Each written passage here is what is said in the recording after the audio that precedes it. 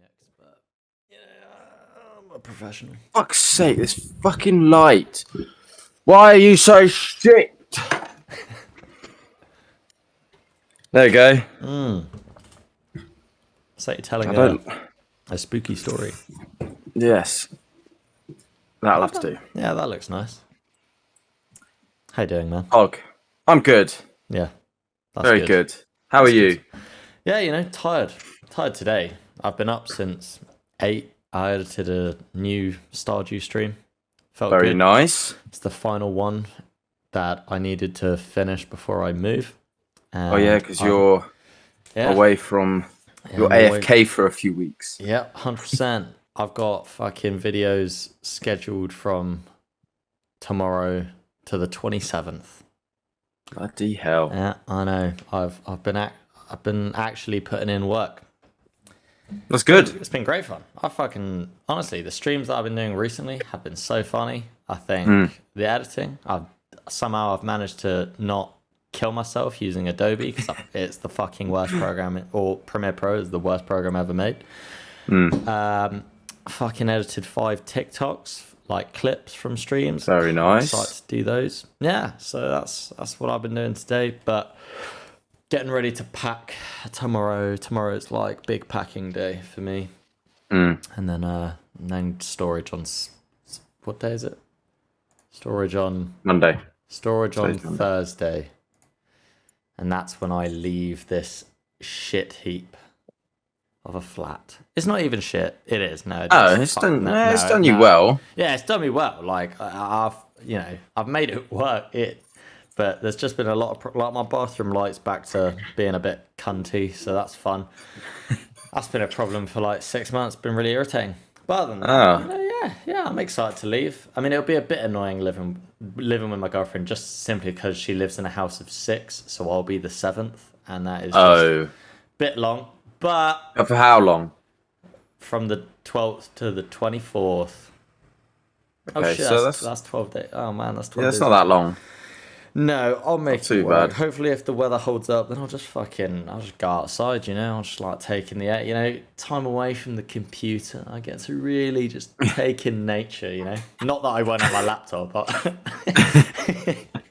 You're one of those naturists now. You go out...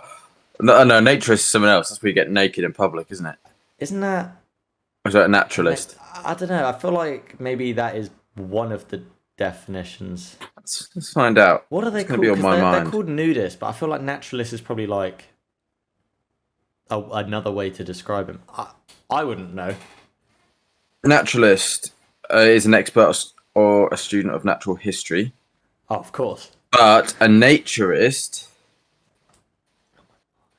person who gets naked in designated areas. Oh shit! In designated areas. Oh, that's nice. A person who works with nature and natural objects and gets naked. So Bournemouth Beach. I'll be down. Yeah. I'm at the beach in Bournemouth. What a woman that is. Oh, before we go into any topics that we want to get into, we have an update on Black Widow. Right? I'm sure you know that she was suing Disney, and she being Scarlett Johansson. Yeah. She sued Disney. I mean, obviously, we're like weeks behind at this point, but apparently sources close to the actor whose salary was based on the box office performance of the film project that she lost about 50 million. It's quite a lot. It's quite a lot of money. It's quite a lot. Disney countered by claiming that the dual release strategy had significantly enhanced Johansson's ability to earn additional compensation on top of the 20 million she had received. And I think that's a bit scuzz on Disney's part. I think, come on, lads, because the whole problem was the contract, right? They said something like in the contract, it's to do with box office, la-di-da, and just was didn't say, we're doing dual release. So there are many people that will not go to the cinema and they will watch it on Disney Plus, but you won't get any of that money. We will. Pretty scuzzball, in my opinion. It is pretty scuzz. I think it is. That's I don't know. Yeah, it's scummy when you put it down to what's actually happened, the events that have happened. But in the scale that it's at, she already got 20 million. Yeah, but then I would love 20 million. Yeah, and if I was offered, you're hold on. Yeah, but you're saying that right. So if you get paid, I don't know how much paid you're. Let's just say you're on 10 grand a year. Okay. yeah, You only get paid. Say you get 10 grand every year for the past 5 years. Excellent, right? You've been chilling. You're like, hey, 10 grand a year, that works for me. Then you get told, oh yeah, you're gonna get 10 grand and then any additional like royalties or whatever. And then you get 8 grand. And then you're like, well, hold the fuck up. I just did what the thing is. It's like, to scale, it's like she would deserve that money. Obviously, there's a lot of money in Hollywood. It's pretty whack. Yeah. But like, in terms of like how much you should get paid. And the thing is, it's not just her. Obviously, it's not. She did the whole suing. And then suddenly it was like, was Sort it? it out, Was it Dwayne? No, was it Dwayne Johnson and Emily Blunt? One of them. I think one of them did something because of Jungle Cruise that's being released. And then there was one other person. Oh god, their names escape me. I do have a couple of quotes that's quite funny. Well, not funny. It's just real. A couple of directors and other Hollywood people are against the dual release strategy, right? Because we talked about the dual release strategy. Yeah. And we're like, oh, it's kind of nice. It's kind of good. Like, it has the potential to show, as we've said, like, if you watch it with, let's say, your brother, say your brother didn't watch Marvel films, now suddenly he can watch them at home, doesn't have to pay to go to the cinema. Exactly. Maybe he then gets into it. However, you've got people like Christopher Nolan, hated that Warner Brothers movies went to HBO Max instead of, went to HBO Max immediately alongside release in cinemas. That's pretty whack, not going to lie. Same thing. I understand why. I do understand why. Especially with someone like, I say as old school as Nolan. Like, Nolan is kind of one of the big boys. He's like... He probably wants... the films he makes are quite like... Boom. So he wants you to go to the cinema and watch them. And then... this was another one. Like, the Pixar animators hated that Soul and Luca didn't get a theatrical release at all. They were just released straight onto Disney Plus. They were. I understand why people are getting annoyed because, I mean, mainly the biggest thing that is driven these like people to come forward is money, because money is what that business or that side of the business care about. And I hate that that's what fuels everything these days. Issues arise because of money, but I understand it. But then at the same time, they get so much of it that I know, obviously, put in percentage, if you just put it into percentage number rather than the actual physical amount of money, the percentage is quite large how much like ScarJo lost. But when you think about what she actually had already, 20 million is a lot of money. That's probably more than I'll earn in my lifetime. And she got that for doing a film, which arguably doesn't require a shit ton more effort than maybe me or you going to work for a year. Yeah, the work that she did for 20 million wouldn't account for the same amount of work it would take you to earn 20 million doing like in your entire life. Like, your entire life would not be worth 20 million, but she got that in, let's say like 8 to 10 months or something like that. Yep. That is quite ridiculous. Obviously, she loads of efforts put in. I'm not going to deny that. It's intense for the actors, the whole crew, but she's working on it for what? Tops a year.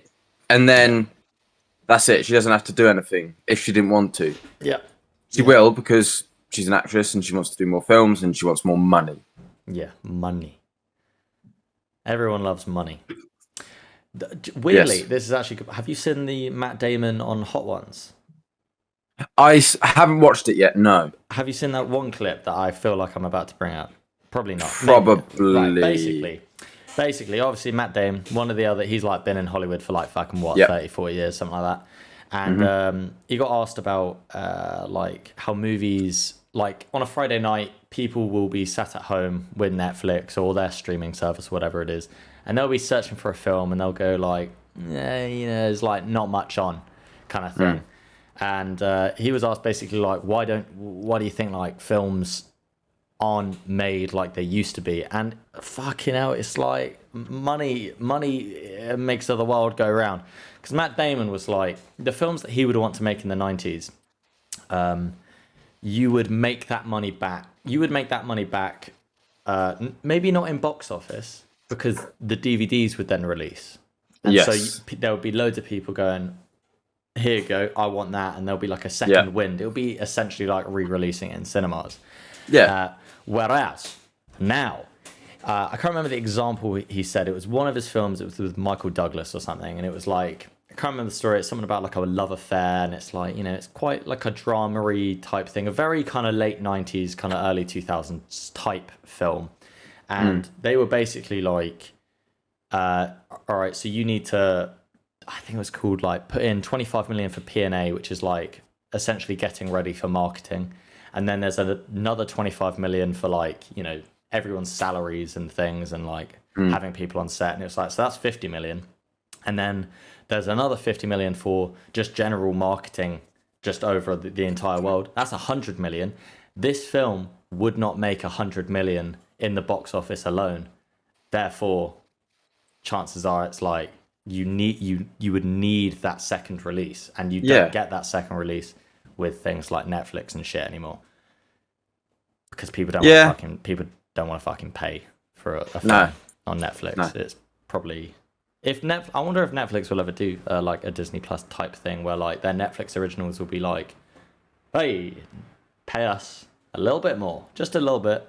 And then maybe. I don't know, because they've released so many Netflix originals already. So like, why would why would they suddenly change up? That'd be pretty weird. Because then there'd be a massive uproar, and then people would just stop using it. Yeah, people would be weird. Have you seen Netflix are trying to get into gaming? Are they? Apparently, yeah. Apparently. How? Because like streaming service, or I can't remember. I don't know a lot. This is I'm basing this off of about maybe one sentence from like a Dr. Disrespect stream. Yeah. Because apparently, right, they want to get into the streaming space, not like I don't know actually. Now that I'm saying it out loud, maybe they do want to like rival Twitch, because right now it's like it's like Twitch and then YouTube and whatever the other one that Ninja was signed for. Mixer. That fucking Mixer. That stopped. Mixer, that gone, bro. Yeah, bro. There you go then. Yeah, fucking fair play to Ninja. He absolutely finessed. He got paid many bucks to do Mixer. Had like fucking like a quarter of the views. Then when Mixer died, he just went right back to Twitch. Yeah. Fair play. Nothing's going to rival Twitch. Netflix is a big company. Netflix. But our people... Twitch is an old service. It is, yeah. It's almost as old as YouTube is. It's like maybe a couple of years younger. Well, technically Netflix was like... It was... What was it called? The fucking... You could rent it. Oh, they had a name. Blockbuster. No, it was like Blockbuster in a way, but there were no stores. It was like... Is it? No, maybe it was stores. And you would have to like post the DVD back through the post. What? Yes. What was it called? Oh my god, that is like a distant memory. What was it? Netflix. I'll call it like... was it called Red something? Love film? Love film? I don't know. Fuck, I don't know. I'm just going to continue looking at this Netflix gaming. Because I think they want to not turn into a fucking streaming platform, but like offer a kind of streaming platform. And I think why I heard it from Dr. Disrespect is because he obviously got banned from Twitch, and no, everyone's like, why? But he's just not saying anything. And he's going on YouTube and he gets like way less views. And I think it's harder for him to like gain views on his stream. And so then he was like, Netflix could be like the next like big rival. It'd be like, someone like Dr. Disrespect. I don't know if anyone that doesn't know. He's just love him. I love him. He's such a great personality. It's like a mate. You just gotta respect it. Like even if you don't like how he is, like the fact he's been doing that since like early Modern Warfare 2. Like you think that his character was like, created at bro, he's been doing like you can go back on his YouTube channel to like 2007 and watch a Call of Duty Modern Warfare video of him exactly how he is today. It is astonishing. And he was like, he would be happy more than happy to like get into a deal with Netflix and be. And like, that's how Netflix will do it. Yeah, and be that's like their the chance. face of Netflix gaming. Because just the fact of Netflix becoming a streaming platform wouldn't get them the recognition. It's who they would pay to use their platform, i.e. Dr. Disrespect. Similar to what Mixer did with Ninja. Yeah. If they do something like that, they take some of the big heavy hitters. If they got like Nick Merckx or like Ludwig or some of these ones that no matter what you watch, you enjoy it and they get views. If they were to be paid and put on Netflix, whatever the streaming thing they call it, that's how they'll get big. Isn't it weird how the color schemes for the people actually matched who they were with? Like Ninja and Mixer, right? Ninja had like the blue hair, and like how I viewed Mixer was a very blue kind of blue dot, right? Dr. Disrespect going to Netflix is red and black. How weird is that? Now, that's kind of weird. Spot on. That's a lovely coincidence, you know? There are no then coincidences.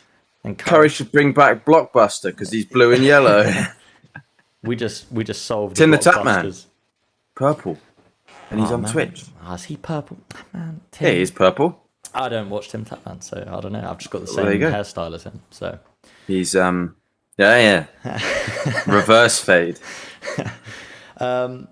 Should we get on to the topic that we were actually here for? Do you want to do that one first? We'll do that one after. So Bo Burnham.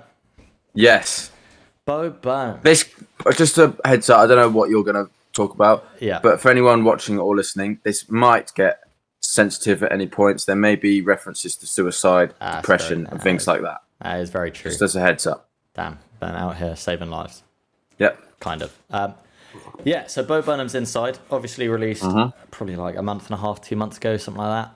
I don't know, beginning of June or something. No idea. Yeah. I've seen it twice, right? And I really loved it. And the thing is, I am gonna say now, I'm coming from a place where it's like, I would never have said that Bo Burnham is like a favorite comedian of mine. Like I've seen his specials, like what I've seen I've seen Make Happy or what, but other than that, never saw him, never like considered going, oh yeah, he's like a favorite, like, watching fucking clips on him on shit like that. But when I watched Inside, I was like, fucking hell. Guy actually kind of knows how to like make I don't know what the word would be, not thrilling, but just like a nice drama within. And something you can watch. Yeah, like he made something you want to watch. Yeah, it was really interesting because I feel like on first watch it did feel like he was filming it all, and as in you were watching it in real time. Essentially, it felt like you were watching it in real time. And after seeing the clips on TikTok, I remember going, fuck, like actually thinking about who Bo Burnham is. He absolutely 100% set this up from the beginning. Oh, and even if it wasn't from the beginning, he like had ideas of where to take it and where to go. Yeah. Because there is no fucking way in hell he would have actually like, I don't know, not forced himself to stay in, because actually I feel like he probably is one of the people that would do that. But I feel like he planned these songs and knew the kind of story that the songs would take, and he placed them strategically over the course of a year, and would show himself like trying to perfect it. Maybe it's practicing, coming up with these little skits in between. But like he would wait and be like, oh, I need to have like a longer hair beard for this to show that I'm like the time has passed, instead of because there was that one clip. I mean, obviously, we're not going to be talking about it in like chronological order or anything, but there's that one clip of the final song where he has short hair, and it's like and he's saying this is test one, and then on the projector behind him is long beard, long hair. Yeah, and I'm thinking either that was at the very beginning, because if you want to take it as he planned it, that could have been at the very beginning and he just wanted to test it. Boom. Sorted.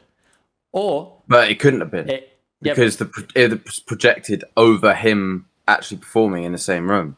So he must have done it before with long hair and then re-recorded it at the end and claimed it as the first test. You're right. Absolutely. He like filmed the final song with his long hair, beard, fucking looking all shit. Cut his hair, showered, groomed himself, said, final, first test of goodbye, la-di-da, here we go, and off he goes.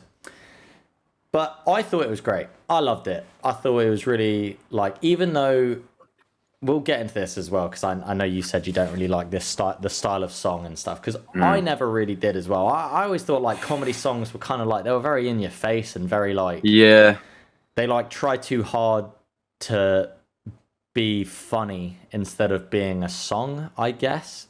Because like some of Bo Burnham's songs from his past specials, I've gone, yeah, like it's funny, but like it doesn't really like sound good, kind of thing. Like maybe that was the point, but you know. But then I think maybe that is the point for him, because he's a smart man. For some of them, but then some of the songs on fucking Inside, honestly, were fantastic. Like I enjoyed a couple of them. Was one of like, it's just such a class song. Like watching it the first time and having him fucking just, you think like, oh, this is the culmination of like his album or whatever, and he's, you know, felt like it's like my time to get back into comedy, and you know, and then COVID hit, la di da. Yeah, bad time. And then he's just thinking like, all eyes on me. He wants this attention, but then it was like COVID was like, no. Yeah, he was ready for it, and then COVID ripped it away from him. Like he spent, you know, 5 years getting better mentally, physically, whatever, to have a pandemic stop him from doing the thing that he wanted to go back into. And it was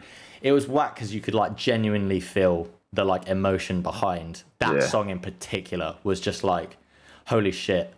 Like when he fucking grabs the camera and like and swinging it around, holy shit, dude, that was like, I was like, whoa. I was like, he meant that. He properly meant that. I really enjoyed it. I did find it very difficult to watch though, because it was, you sat there for what, an hour 27 or something like that, watching a man deteriorate. Or he may not have been as bad as it was portrayed, but what you saw made you think you were watching a man deteriorate. You see him be frustrated. It was very, so I don't know how other people's experiences were during lockdown, but it hit home a bit. Everyone struggled for different stuff, different events, whatever. I sat there and I wanted to watch it, but I felt myself get increasingly more unhappy during watching it. And one, I've got to say, that's well done to him, because he's made you feel what he felt, which was impressive. But also, it made me feel shit. I think the biggest reason it made you feel shit was because it's filmed in the same room all the way through. So you feel as trapped as he did. It feels claustrophobic knowing that like, each set he's done is just right there. And it's like, I don't know, it did feel like it was all kind of, because all the angles, it's actually so interesting, right? Because he obviously, he shot it on like a wide angle, but then would like add in zoom and zoom out post. And it was really interesting watching that, because I was like, oh yeah, why would he fucking bother trying to get all these different lenses to get these different when like realistically he's not going to be able to do that in this small room. Just use the same angle, boom, you can just see it like slowly panning in. I'm like, bro, how he wouldn't have been able to do that. He's just all alone, poor guy. It's very good, very, very good. And I think what was really cool, I don't know whether it was intentional or not, it might have been, was the state of the room each time. It was never organized, it was always chaotic. There was always stuff on the floor. There was like dishes you saw at the sink and all this different stuff. And I don't know, part of me wants to say it was intentional. Part of me thinks that he's done these sort of things consciously because he knows what sort of special he was creating. Something to say, I'm not okay, so I'm going to reflect that. Yeah, the one thing about it being set up is Bo Burnham in one of his specials. You know, I don't know if you've ever seen this clip. You might not, because you don't like Bo Burnham. But basically, he was like, he picked up some water, took a drink from it in a special, and he went to put it back on the stool, and it fell. And when it fell, he like broke out into song, was like, this was meant to happen, like art is dead. Like I have seen that clip. And people were like, you know, when Bo Burnham does something, you've got to kind of be like, oh, maybe he is like purposefully setting it up in this way. Which, I mean, honestly, it's kind of genius. I would love to be able to have that kind of thought process, to be like, you know, especially with the original special, like when he fucking drops the water, because when you watch it for the first time, shit looks real. Shit just looked like he just missed the stool and was like, oh, fuck. But if it was all set up, you kind of go, whoa, hold on. mate. He's just acting his entire special. He's not being Bo up there. He's not being like Robert Burnham. He's not Burnham. being himself. He's acting out his special, and I suppose you could definitely view Inside as the same. Like every time you look at his room, yeah, there were probably like random bits of clutter, but the majority of that set, he 100% was like, this needs to go there. Yeah. Like the light falling, bro. Yeah. The camera rather. I was like, I don't know. The second time watching that, I was like, he knew what he was doing. He knew to like pull on that light because maybe it is just forgetfulness. Maybe everyone, including me, are being we're looking into it too much, and so suddenly we're starting to doubt ourselves. Because realistically, how many times have you been doing something and you've absent-mindedly forgotten that it was connected to something? Yes. Like the amount of times you got your headphones. How many times have you fucking unplugged this cunt? Yeah, loads. The amount of loads. fucking headphones rip off you. You're like cunt. So it's very possible that he went to just grab the light, change something, and he fucking pulls the camera down. I don't know. I think what we're doing right now is exactly what he wanted people to do. Oh, to talk about it. Honestly, I think he wants us to question everything. This is the thing, you think he's smart. He is a smart guy, isn't he? So really smart. He probably, the thing, again, maybe we are looking into it, but he probably knew that TikTok would just dive into his fucking special and pick up on every detail that there possibly could be. Oh, is this a lie? Did he set this up?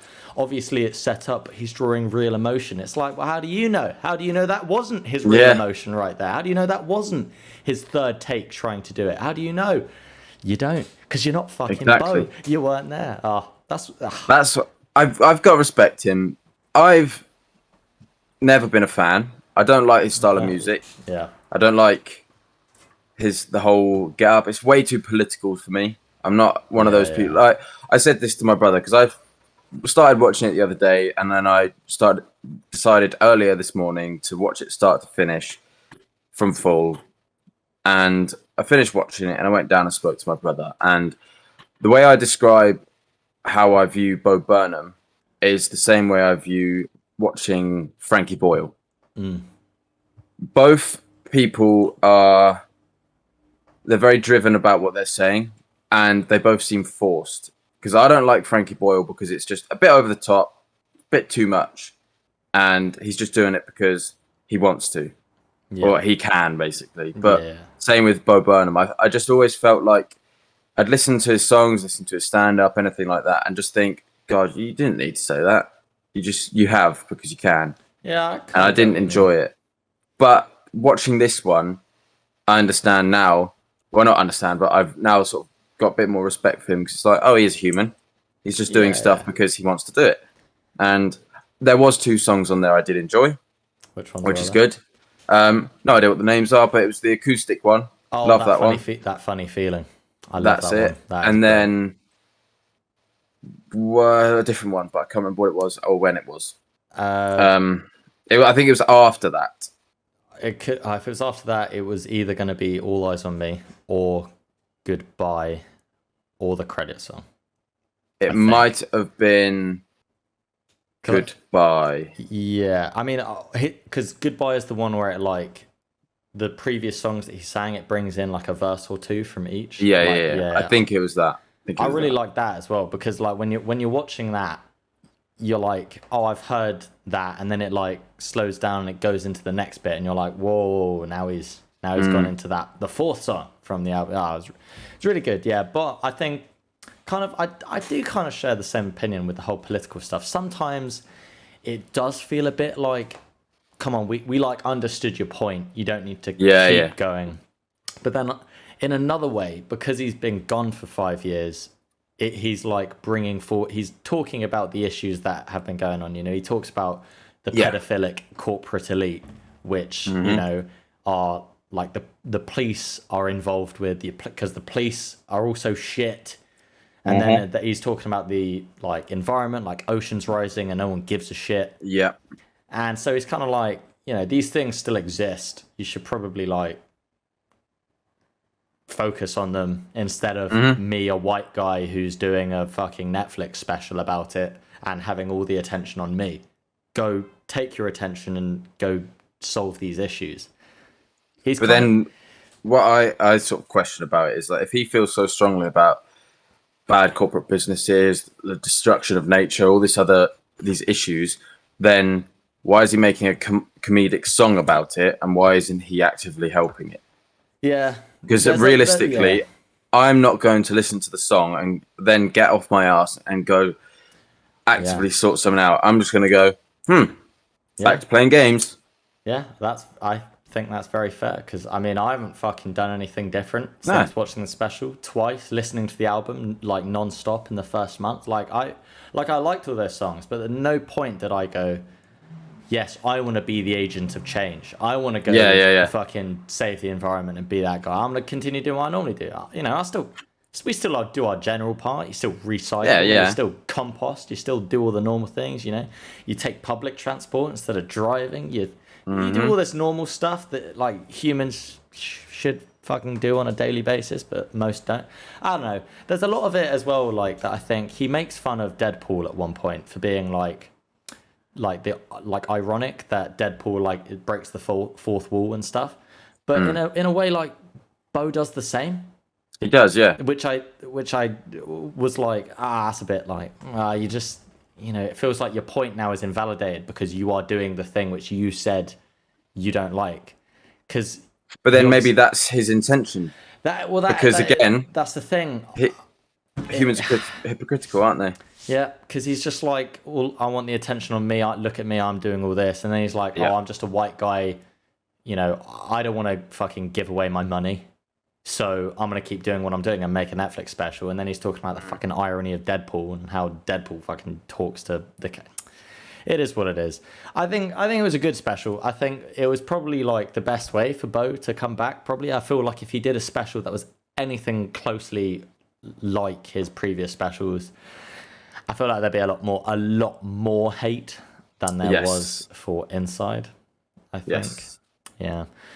I've just got to say, well done, because for him to make me want to watch him is quite impressive, I think, because I wouldn't say I despised him, but I did not like him strongly. Yeah. And I didn't want to turn it off. I was happy to watch. Wasn't waiting for the end. Sorry, you can pass. It's fine, mate. No. And I did cry during it. Yeah, definitely. I cried definitely some moments. 3 times. I think it was the White Girl's Instagram song, whatever that was. That's when it was the mum saying about the post. Caught me by so much surprise. That it was like that. Yeah, it came on. He said a picture of mum, and as soon as I didn't even hear about it's been a decade now or anything like that, the next bit I already felt tears, and I sat there even for the rest of the song. Once it goes back to the sort of chorus, I was still sat there, sort of almost sobbing. Well, that's the thing. That's what the funny thing about Bo Burnham is he will just fuck with your emotions like that. Because listening to White Girl's Instagram, you think at the beginning it's funny. You're like, oh yeah, these are all, especially when you're watching it and you can see the examples that he's pulling. You're like, this is a White Girl's Instagram. It's very basic. It's funny. And then he brings up the mum thing and you're like, oh, holy shit. And then it's the ending of that when he's like, give a hug and kiss to dad, implying that both her parents are gone. And I was genuinely like, fuck. I was like, fucking hell. And then immediately a goat cheese salad, and I was like, fucking hell. It's just not fair that you would make someone like feel upset and then immediately go, I'm gonna try and make you laugh again. I'm gonna talk about goat cheese salads on a White Girl's Instagram. You know, really, it's really well done. And I think I'm not going to say is the other one, but the one that I got like emotional at was That Funny Feeling, when he was like, something like Googling derealization, hating what you find. And then it's like, feeling like the autumn air? No, the summer air in early fall. And then he's like, the quiet comprehending of it all. Like, hearing that, you're like, whoa, holy shit. Everyone's like, there's probably a load of people who have had that like moment where they're like, you know, fuck, like maybe, you know, and on. It's just rough. Again, in a way genius, in a way torment, funny, sad. Yeah. He really had everyone kind of on the emotional fence of whether to find it funny or whether to start crying to themselves because of how the pandemic had made them feel. I think the bits that made me properly feel was the more stuff I related to, I guess, because the death bit, obviously I haven't lost my mum, but I've lost family members. Yeah. And that sort of, for me, I see on Facebook all the time from other family members remembering loved ones. And I'm not one to do that. I'm not a person that likes to post about, oh, lost so-and-so this time, this many years ago. Yeah. I don't do that. But I see it all the time because I've got quite a large family. And I saw that and it made me feel shit. The other time was when he had the video up or on the projector. It wasn't a projector, it was put onto his T-shirt. And you see him with a shorter beard and shorter hair talking about suicide. And then you see him with longer beard, longer hair, sat there in silence, just letting it play out. And you could tell that in this video about suicide, where he's saying, don't do it, you can then see that he is sat there in this chair, or making you believe that he is now sat there saying, I want to do it, without speaking a word. And that hurt, because I'm not going into stuff, but last year, those thoughts may have crossed my mind. That's hurt watching that, because it brought it back up. And then also the frustration bit, where he's just trying to say, oh, I've been doing this now for a year, seeing him not get happy with what he's saying, get frustrated, slam stuff. And that is me daily. I am like that all the time. I get frustrated at little things, simple things. Yeah. And that really hurt. And I think that's the one where it set me off a bit. Because I was like, damn. It was not only difficult because it was like, that's me. I have that problem. It was difficult but it was nice at the same time to see I'm not the only one. And I think it was almost like oh shit, that's me. And also like a tears of happiness. I don't know if you'd say that, but to sort of see I'm not the only one suffering with those issues. Yeah, like not relief. I know what you mean. It's like not happiness that you're not happy that you're not the only one, but you are kind of like relieved that there is other people who are also feeling the same kind of way. This is a kind of weird way to explain it, but the same feeling I got from that is what I would think Tom Hanks got when he was found on Castaway. Interesting. That sort of like, people. Yeah. Yeah. Yeah. Yeah. I kind of get. Yeah. I don't know why that crossed my head, but I think that explains it quite well. That's the way I've sort of felt about watching that. Yeah. I think with what you said with like, it was when he was not reacting to himself, in that bit where he does the fucking scat. Yeah, where he just kept layering up. Yeah. The after All Eyes on Me, when he's sat there at his laptop, just like watching it.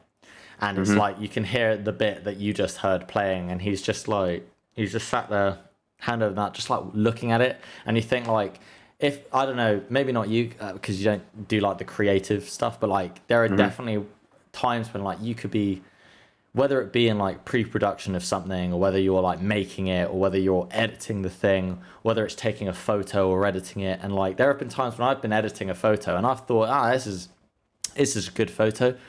And then like the more I go into the edit, the more I'm like, there's just maybe it's not good enough, is it? Like you suddenly feel like you're squeezing a dry sponge. There's nothing you're getting out of it. I just think I did this wrong, or you can. It's like in focus, but you can slightly tell it's wrong, or something like that. And so you just feel like this, like fucking bin. It was very well done, like artistically, for him to be able to show that kind of emotion, because like All Eyes on Me, I would say was probably like the best song on the entire album. It was impressive. Even if it was just emotional response that he was after, that would clearly top the thing, because it was just like hearing the story of him wanting to go back into comedy and then it being stopped, and then it immediately getting shown this clip of him just like being disappointed with that song, that video, being like, fuck, dude, no, like, and we're all, all the people watching, all obviously majority, like most people watching would be like, that was fucking incredible, that was amazing. And then you're just watching him be sad about what he just made, and you're like, that sucks. Yeah, It was harrowing, I think is the word. Yeah, definitely. But in a very strange way. Yeah, I think. Yeah, and the kind of in like subtle. It was like subtly harrowing, where it was like you're watching it and you kind of go like, "Fuck!" Like you may relate to some parts of it, and some parts you may find funny, and then you're back to this like, almost unease, this dread, because you feel like, "Oh fuck!" He's just describing. It was just constantly up and down. I said this to my brother after because he asked, what did I think? And I said, if there was someone to release anything like that ever again with a similar structure, I would not watch it. Yeah. Because after I finished watching that, I sat in this chair with laptop closed in silence for about 20 minutes, just doing nothing, just sort of take it in, but not actively thinking, I'm just going to sit there and think about that. It was just sort of, I just did it. Yeah, it's weird. Yeah, weird. I know what you mean. It was kind of like the idle thinking. Like you're just kind of you're just sitting in it, and because it was quite heavy, as you said. Like, it was, thing. It was quite heavy at times, like some more than others. So it was a bit like fuck. I think I really struggled with it. I don't think anything has made me feel shit like that before. Obviously, I've cried at films before, like Tony Stark dying. Spoilers. Unless you've been under a rock, I guess. He dies, but I didn't walk out of the cinema going, damn, I don't want to do anything else today. I felt like that. And when knowing that we were going to record this today, made me think, great, I'm going to have something productive to do today and that's going to help me afterwards. Because, I've never had this before where I've watched something and it's actually hit me a little bit. Yeah. Which is weird. And it's weird that I'm so comfortable just to say this to anyone. Because at this point, I really don't give a shit if someone thinks, you're a bit of a wet wiper. Fuck off. I don't think... I think we're in an age now where, like, if someone says that... exactly. Like, they're the ones in the wrong, not you. Yeah. Well, I think that's Bo Burnham. Yes, it is. It is. What would you give it out of 10 in terms of just what you thought, just first number that comes to your head? I would say 9. 9? Nice, yeah. I probably would have given it the same. Yeah. Famously omitting the 8 out of 10 that I love. Anyway, we've got another topic. We do. Which, at this point, it's probably like a week and a half behind. But I'm gonna put the blame to me because, I was busy streaming, I was busy editing. I really had no fucking time to do anything else other than edit. But our lovely friends had a set in London. They Gemi did. And friends too. They did, and it was wonderful. Brilliant. It was wonderful for a lot of reasons. I don't know about most of our other mates, but for me, it was my first gig, my first fucking outing since COVID began. Really, nothing like that. Fucking hell, that shit was intense. It was such an the energy in the room for people that have been vaccinated or were having their they had their test and they were like, you're able to go see this garage set from for some people probably their favorite artist. And for us to see fucking multiple of our mates perform in front of 100 110 people, fucking unbelievable energy. Brilliant. Such a good feeling. And we were only friends. Think of what it was like for Andy and Will and Rob to be on stage seeing people that they don't know there to watch their own music. Dude. Obviously, they've done it before. They've done other shows. But I think there was something about it. Because at Gemi and Friends is I always saw that as Andy's event. That isn't just Andy's performing a set. That's Andy is getting him and his mates to go on stage and perform their sets, their music to a crowd. And it was fucking amazing. And it was brilliant. And I've said before, mate, garage isn't even my thing. I don't know anyone who performs garage music other than our man Gemi. And that's it. and I was fucking loving it. I loved it. Yeah, you were. I could see. It was fucking great. I've said, I mean, obviously, I told you this, and I told a bunch of other people that it was funny, like being in the crowd and turning to someone and being like, "Who are you here to see?" And they're like, "Gemi," and I'm like, his name is Andy, and they're like, "Yeah, you know, I love Gemi tunes," and I'm like, "Bro, I went to college with him," and like, what the fuck, dude? These people are mad. It was amazing. It was brilliant. God, it was so good. God, it was actually just incredible, especially like it felt normal as well. It finally felt like things were normal again. I think Obviously so. Not, but... No, but it's definitely on the up and up. It feels like it's on the up and up. I don't want to speak too soon. It feels like it was on the up and up, and I think for us, especially to like go on stage with him as well, like to have fucking like 10 to 15 of us on stage behind Andy while he's performing, fucking just there dancing with everyone. Oh, it was just electric, bro. It was just the best bit about getting on the stage was actually when you tried to go up the stairs and the security would go, "Sorry," I was like, no, that's my mate, the one there on the decks, and they were like, "Oh yeah, all right, up you go." And you get on a stage, McGregor walk out. Dude, I'm on here. It was when I had the disposable camera, and I went to go on stage, and I got the stops. And I was like, "No, I'm his photographer," and they were like, "Yeah." I was like, "It's just a disposable camera. You could literally have gone to Boots and bought one for £7 and just gone, yeah, I'm his photographer,' and just fucking just chill out." I bet you could have just done this with your hands. Yeah, I'm his photographer. Yeah, one I'm sec. his photographer. You see, and they're like, yeah, go through. I'm doing a security audit. It was well good fun. Obviously, it was brilliant. I took a bit of a tumble. Yes, you did. I did take a bit of a tumble. Yes, you did. Right at my feet. I think it was funny because people assumed it was because, like, I tripped because I was drunk. But it was not. I'm telling you now, people, it was not. There were two speakers. Was the floor monitor speakers. Yeah, there was basically, so here's the decks. There's, like, floor speaker, and then there's two speakers on either side. And the speaker on the side that we were on was slightly skewed, ever so slightly, just enough that when I tried to walk past to get a photo of, I think it was, the funny thing is, I think I was going to take a photo of the crowd. I fucking I tripped and started falling, and there was no saving me. I had a camera in my hand. No one fucking knew what I was doing.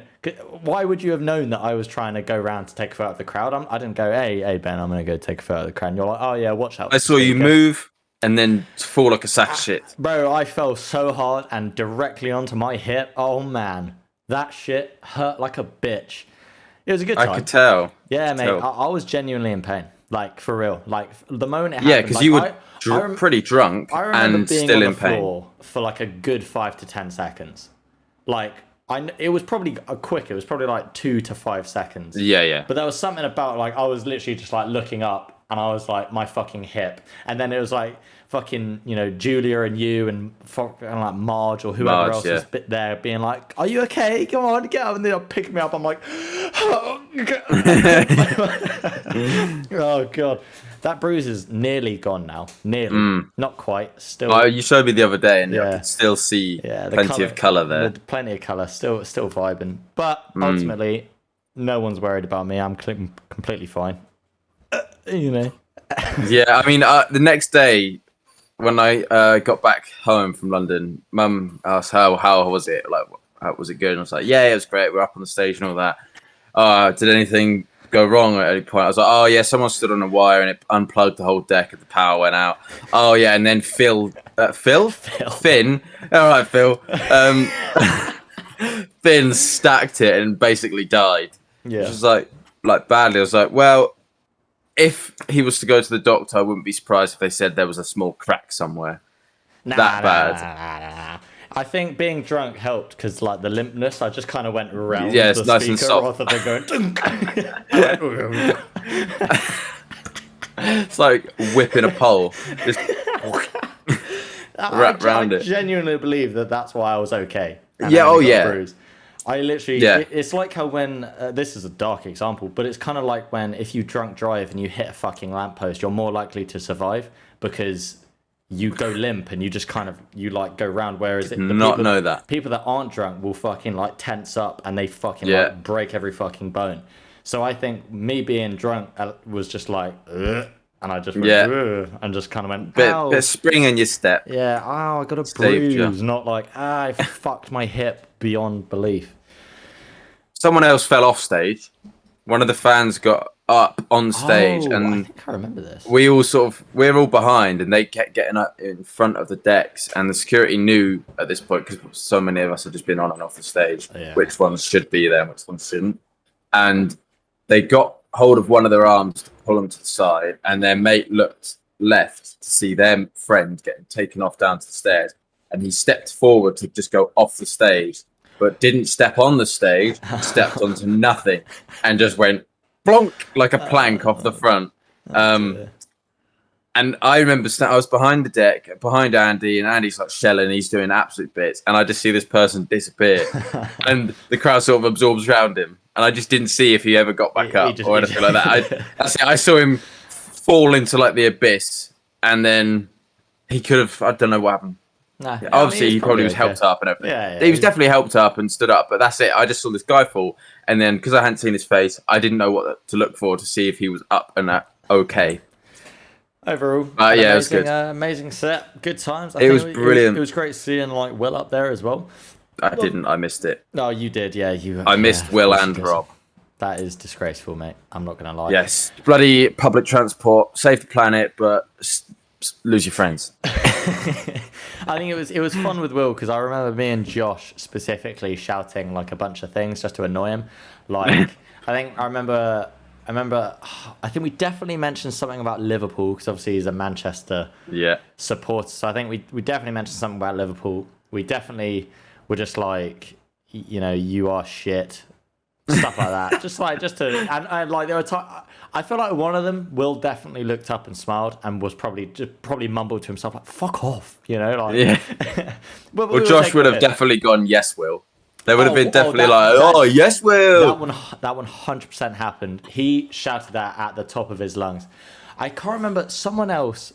I think it was like saying like shit like "We love you, Will," and "We love you, Rob," because like when it died down, there was this moment where it was just like, if I shout now, the crowd will also respond. Yeah, and shouting like, "We fucking love you, Clem G," and everyone going like, "Yeah!" I was like, it felt good. Me and Josh leading the fucking charge on the chants. It was great fun. And that would have been such a good feeling for Will as well. I think, not that we're doing Will a service by doing it, but it is like, it certainly must be nice to just have like an automatic hype to bring the rest of the people up. It was great. So unbelievably proud of them all. Oh, as well, 100%. It was so good. All throughout the night. Did not all throughout the night, just like chatting to, whether it be randoms or just like between us as mates, being like, "Fucking, I can't believe we're here." Like, what the fuck is? People are here chanting for Andy, chanting for Will, chanting for Rob, chanting for so and so, chanting for so and so. It's like, whoa, we fucking know these people like personally. People are going fucking ballistic for them. Multiple people got recognised. I got recognised for being on the back of the Gemi t-shirt. And a guy wanted a picture with me, and then I pulled Andy over and said, "Look who this is." Yeah. And the guy went ballistic. And then me and you had something happen for the first time, and separately as well. Yeah. Not even like we were together at the time. You got recognised by some guy.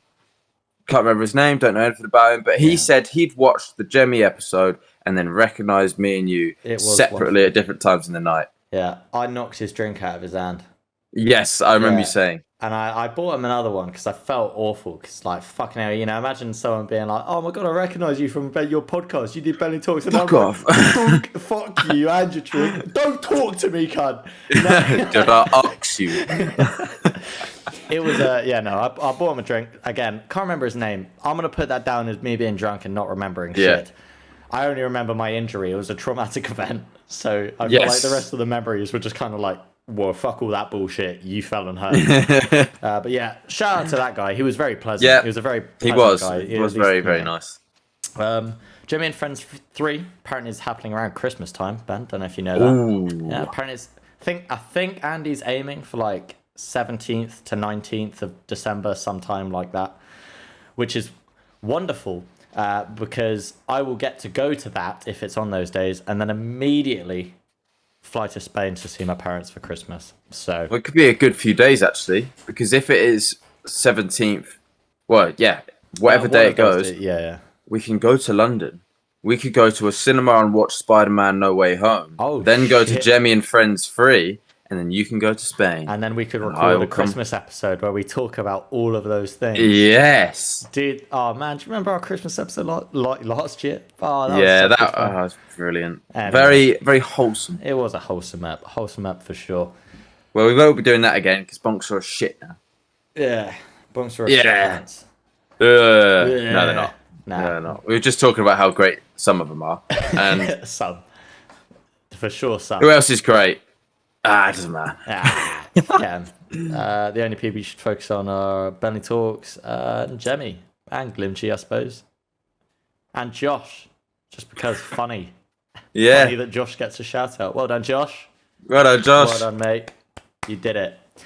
Right, mate. I think that wraps up this app, unless you got anything else to bring up. No, Yeah. no, that's good. Yeah. We tried something. This might be the similar format for new episodes now of talk about multiple things. I like this. We had a recommendation from said bloke at Gemi and Friends. Yeah. So I think it's a lot more relaxed of a way to, because then, like, in any silence, you don't feel like, is there anything else about this particular thing that we were meant to be talking about? And then let's say after the episode, imagine you find something else and you're like, fuck.